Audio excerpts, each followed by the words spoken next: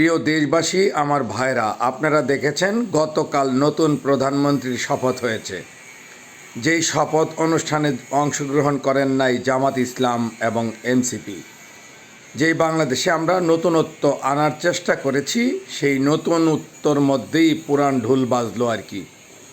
আপনারা দেখে থাকবেন, আমাদের বর্তমান প্রধানমন্ত্রী জনাব তারেক রহমান সাহেব 200-র বেশি আসন পেয়েও একটি আসন যেই দল পেয়েছে তার বাসায়ও তিনি গিয়েছেন। বাংলাদেশে এই ঘটনা বিরল, কিন্তু তার সম্মান রাখার্থে জামাত ইসলাম শপথ গ্রহণে অংশগ্রহণ করেন নাই।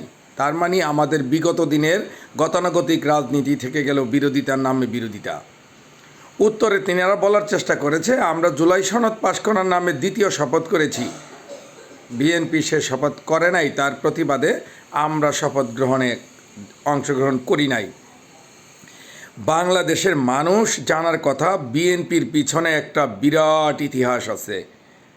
শহীদ রাষ্ট্রপতি জিয়াউর রহমানের, তার সুযোগ্য পত্নী বেগম খালেদা জিয়ার, এখন তার সুযোগ্য ছেলে এই দেশের প্রধানমন্ত্রী হয়েছে। এ দেশ এবং এই দেশের জনগণকে নিয়ে এই দলের কত চিন্তা এবং কত ভাবনা, এই দেশ ভালো করা, এই জনগণের উন্নতি করা। তাই জনগণের উন্নতির স্বার্থে বিএনপি সংস্কার করবে না এই কথা যে বিশ্বাস করে, সে পাগলের রাষ্ট্রে বসবাস করে।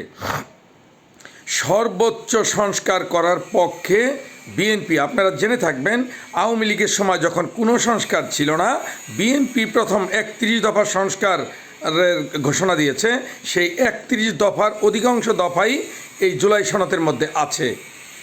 তাহলে যে মানুষ মনে করে বিএনপি সংস্কার করবে না, সে বোকার রাজ্যে বসবাস করে। আপনারা মনে রাখবেন, এই একটা ভিডিওতে দেখাচ্ছে জামাতের আমির রাস্তা ঝাড়ু দিচ্ছে, তারেক রহমান সাহেব জেমের মধ্যে দাঁড়িয়ে আছে।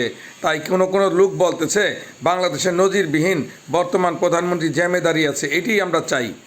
কেউ কেউ বলছে জামাতের আমির রাস্তা ঝাড়ু দিতেছে, এটি আমরা চাই। আসলে আমরা এইটা চাই না। জামাতের আমির বিরোধী দলীয় নেতা, সে কেন রাস্তা ঝাড়ু দিবে? সে রাষ্ট্রের জঞ্জাল সাফ করবে। তারেক রহমান সাহেব প্রধানমন্ত্রী, সে কেন জামে দাঁড়ায় থাকবে? তার 1 মিনিটের দাম অনেক, আমাদের সমান দাম না। আমরা কেন তাদেরকে আমাদের কাতারে রাখবো? এটা আসলে বাহাবা না, বাহাবা রাষ্ট্রের কাজের জন্যে। আশা করি বিরোধীর নামে বিরোধিতা না করে জামাতকে মানুষ যতটা সমর্থন দিয়েছে, এবার রাষ্ট্র উন্নয়নে একযোগে কাজ করেন, মানুষের ভালো করেন, মানুষের ভালো করেন। এই জনসমর্থন রাখতে চাইলে, নইলে আগামীতে জনগণ আবার প্রত্যাখ্যান করবে। আমরা শান্তি চাই, রাষ্ট্রের উন্নয়ন চাই। তাই উন্নয়নের কাজে অংশগ্রহণ করেন। কাগজে কলমে লাফালাফি করে কোনো লাভ হবে না, কাগজের নাটকে কোনো লাভ হবে না। প্রেমিকারে অনেক চিঠি দিছেন আপনি, আমরাও দিছি, সেই চিঠি মতো প্রেমিকা আপনার বাড়িতে চলে আসে নাই। তাই জুলাই সনদে কী হইল না হইল তাতে কিছু আসে যাবে না। জনগণের উন্নয়নে কাজ করাই সবচেয়ে বড়। ধন্যবাদ।